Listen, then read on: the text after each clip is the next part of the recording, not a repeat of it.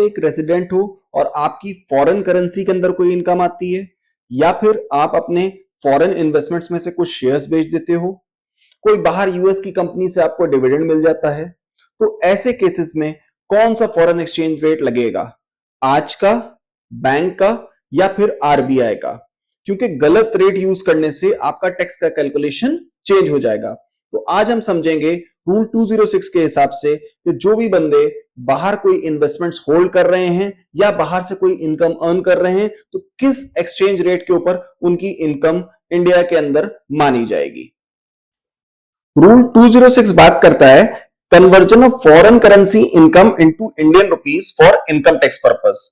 मतलब हमें यह जानने को मिलेगा इस रूल के अंदर कि क्या एक्सचेंज रेट होना चाहिए, किस डेट का होना चाहिए।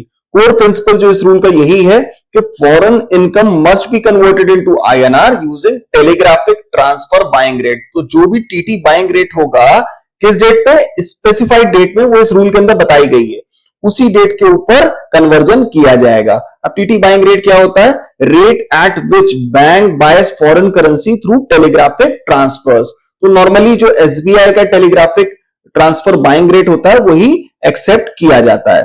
तो फिर इसमें किस तरीके से इनकम निकाली जाएगी?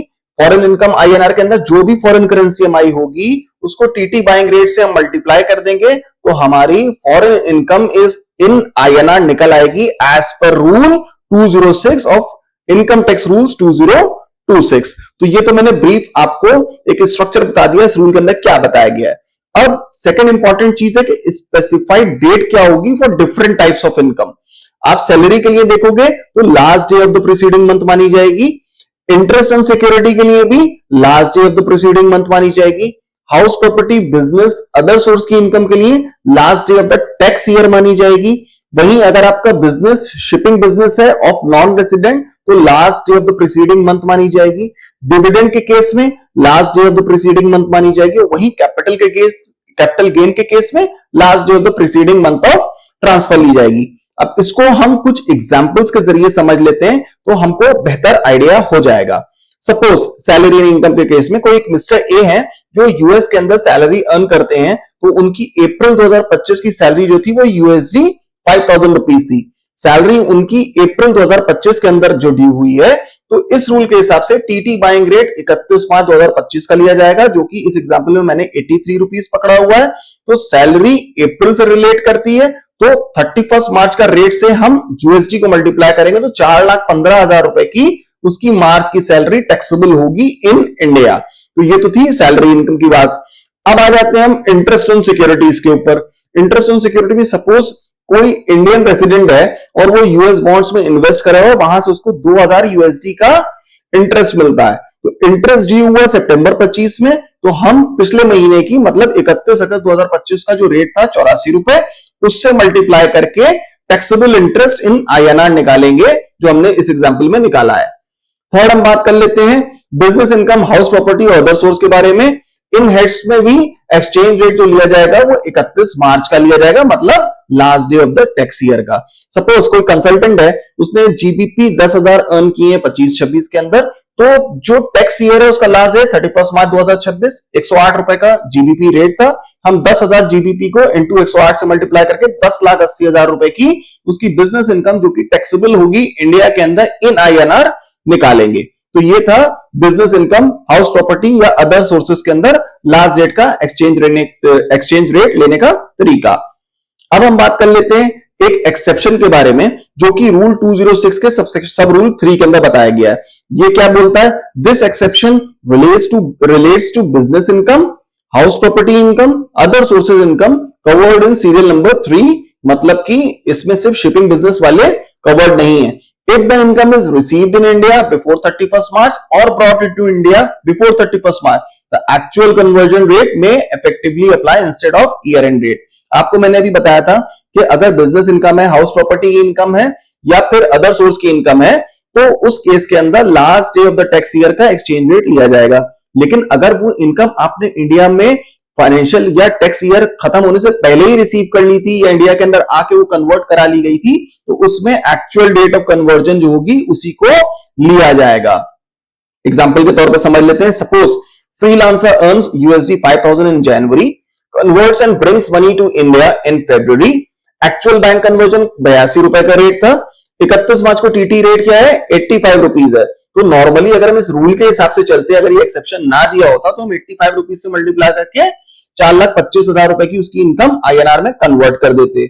लेकिन मनी ऑलरेडी कन्वर्ट कराई जा चुकी है इन फरवरी इटसेल्फ, तो फरवरी का रेट 82 रुपीज था, हम उससे मल्टीप्लाई करके 4,10,000 रुपए की इनकम ही कंसिडर करेंगे अपने इनकम टैक्स पर्पस के लिए, और इसमें हम कोई भी नोशनल इनकम कंसिडर नहीं करते। ये एक एक्सेप्शन था रूल 206 सब रूल 3 के अंदर। अब बात कर लेते हैं डिविडेंड की।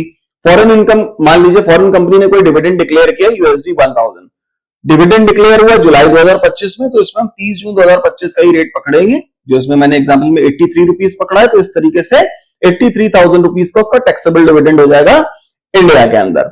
अब बात करते हैं हम कैपिटल गेन्स के ऊपर। मिस्टर एक्स अपने कुछ शेयर्स यूएस कंपनी के बेचते हैं, सेल कंसिडरेशन मान लीजिए 20,000 यूएसडी है, और शेयर्स ट्रांसफर किए गए 10 दिसंबर 2025 को, तो हम यहाँ पे टीटी बाइंग रेट ले लेंगे 30 नवंबर 2025 का, जो कि मैंने एग्जांपल में 84 रुपीज पकड़ा हुआ है। तो इस तरीके से 20,000 इंटू 84 रुपीज 16,80,000 रुपए उसकी कैपिटल गेन की आपकी सेल आ जाएगी। तो इस तरीके से आईएनआर कन्वर्जन होगा in case of capital gain computation. अब हम बात कर लेते हैं नॉन रेसिडेंट शिपिंग बिजनेस के बारे में। बाकी सारे बिजनेसेस हमारे सब रूल 3 के अंदर कवर्ड है, लेकिन नॉन रेसिडेंट शिपिंग बिजनेस को अलग से बताया गया है। Special rule applies for shipping business income of non residents last day of the preceding month in which income is deemed to arise in India, वो इसका स्पेसिफाइड डेट माना जाएगा और उसी दिन का इसका कन्वर्जन रेट पकड़ा जाएगा। तो हम अगर इसकी समरी देखें, तो मैंने ऊपर भी बताई थी, सैलरी के लिए last day of the previous month, dividend के लिए last day of the previous month, capital gain के लिए last day of the previous month of transfer, interest on securities के लिए last day of the previous month, business income, house property और other source के लिए 31 मार्च मतलब tax year की last day पकड़ी जाएगी। अब इसमें एक शॉर्टकट आपको थोड़ा सा बता दूं, पहले तो ये रूल इंपॉर्टेंट क्यों है? क्योंकि it ensures uniform conversion method, standardised taxable value, no manipulation of forex rates, proper tax computation for foreign income. अब अगर आपको याददाश्त के लिए थोड़ा याद रखना है कि किस तरीके की इनकम का हम मंथली रेट पकड़ेंगे, प्रीसीडिंग मंथ का किस में जाएगा, हम लास्ट टैक्स ईयर का लास्ट डेट पकड़ेंगे। तो उसमें देखिए मैंने ये बताया, सैलरी, डिविडेंड, कैपिटल गेन और इंटरेस्ट इनकम के लिए आप प्रीसीडिंग मंथ का लास्ट डे का रेट पकड़ेंगे। वहीं बिजनेस, हाउस प्रॉपर्टी और अदर सोर्स के लिए आप 31 मार्च का रेट पकड़ेंगे, मतलब जिस टैक्स ईयर से रिलेट कर रहा है उससे पिछले ईयर की लास्ट डेट जो होगी उसको पकड़ेंगे। एक्सेप्शन को मत भूलिएगा रूल 206 सब रूल 3 के, जिसके अंदर उन्होंने बताया कि अगर कोई इनकम पहले ही कन्वर्ट करा ली गई है तो उसके अंदर एक्चुअल डेट ऑफ कन्वर्जन ली जाएगी। एक बार इनकम टैक्स रूल्स के ऊपर भी नजर मार लेंगे, तो इसमें भी सिमिलर नेचर की बातें बताई गई हैं। आप देख सकते हो इसके अंदर 206 के अंदर इन्होंने इस टेबुलर फॉर्म के अंदर बता रखा है, सैलरी जो होगी last day of the month immediately preceding the month in which salary is due और इज पेड इन एडवांस और arrears. Income by way of interest on security last day of the month immediately preceding the month, same वही बात। Income chargeable under the head business, under the head income from house property, PGBP not being income referred to serial number 4। Serial number 4 में वही operation of ships की बात करी गई है।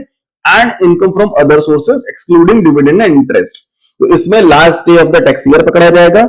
और पीजीबीपी की इनकम किसी नॉन रेसिडेंट जो कि business of operation of ships में लगाओ, उसमें last day of the month immediately preceding the month in which income is deemed to arise in India, ये भी मैंने आपको बता दिया था।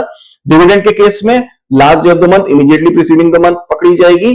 और कैपिटल गेन के केस में क्या होगा, immediately preceding the month in which transfer took place the capital asset. तो ये सारी डेट्स इसमें ली जाएंगी।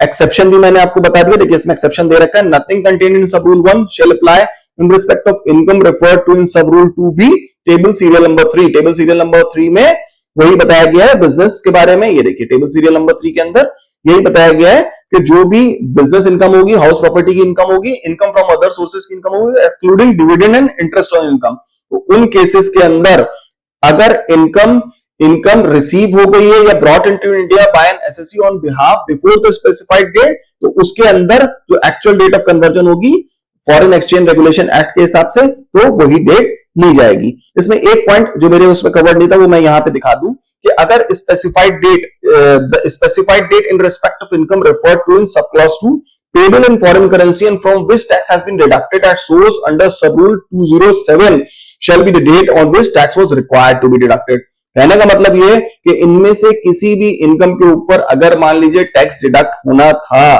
तो जो टैक्स डिडक्शन की डेट होगी वही डेट इसकी स्पेसिफाइड डेट मानी जाएगी। तो होप आपको इस वीडियो के अंदर ये क्लियर हो गया होगा कि अगर आप कोई फॉरेन इनकम अर्न कर रहे हो तो उसकी टैक्सेबिलिटी नहीं, उसका कन्वर्जन क्या होगा, किस डेट का कन्वर्जन लिया जाएगा, किस डेट के ऊपर कन्वर्ट किया जाएगा, क्या रेट होगा उसका, ये इस रूल के अंदर बताया है। मैंने एग्जांपल्स के तौर पे क्लियर कर दिया है।